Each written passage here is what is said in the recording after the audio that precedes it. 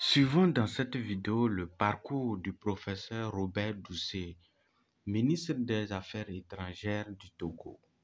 Robert Ducy, ministre des Affaires étrangères du président Faure Singbe du Togo. Je veux juste aider le président togolais à réussir. Avant d'occuper le poste de ministre des Affaires étrangères, Robert Ducy a cultivé la discrétion. Parcours d'un homme passé du séminaire à la philosophie puis à l'enseignement universitaire, avant de s'initier aux arcanes du pouvoir. Robert Ducy dit ne pas vouloir faire de carrière politique. Il y a quelques mois encore, il travaillait dans l'ombre de Faure Singbe. Conseiller diplomatique, médiateur, ami. Robert Ducy était de ces hommes à la fois discrets et influents sur lesquels aiment s'appuyer les chefs d'État. Novembre, il s'est présenté seul, sans collaborateur ni garde du corps, au siège de Jeune Afrique, à Paris.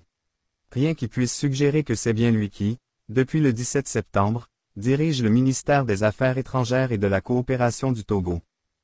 Chargé de préparer la rencontre entre son président et François Hollande, qui a eu lieu le 15 novembre, Robert Ducy, à l'âge de 42 ans, a effectué sa première grande sortie en pleine lumière. C'est dans la continuité de ce que je faisais avant, relativise-t-il pourtant. Les dossiers à traiter sont les mêmes, sauf que j'ai toute une administration à ma charge. Ducy semble prendre du plaisir à répondre aux questions, même s'il excelle dans l'art de l'esquive lorsqu'on évoque les sujets de politique intérieure.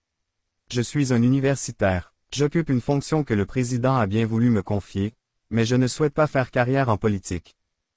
Il est vrai que le jeune Ducy se destinait plutôt à une vie monastique. Né à Bangui, en Centrafrique, où travaillaient ses parents, il est inscrit au séminaire, apprend le latin et obtient son baccalauréat littéraire. De retour au Togo, le voilà frère franciscain.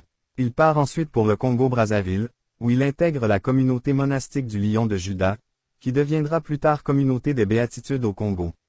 Là-bas, il vit une crise de vocation, et décide de reprendre des études de philosophie. Direction Abidjan, en Côte d'Ivoire.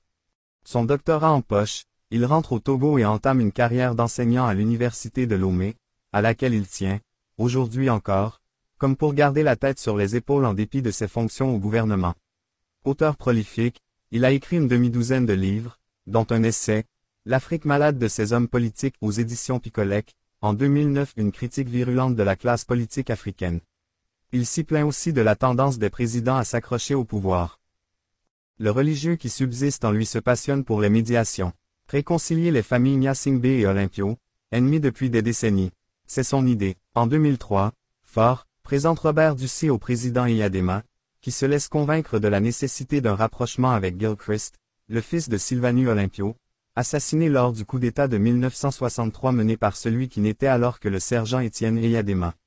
Ce dernier décède avant la mise en œuvre du projet, qui finit par aboutir en 2005 après l'accession de Faure Singbe à la présidence. La rencontre, historique, a lieu en juillet 2005, à Rome. À la manœuvre, la communauté Sant'Egidio, une organisation proche du Vatican, dont Ducy est membre.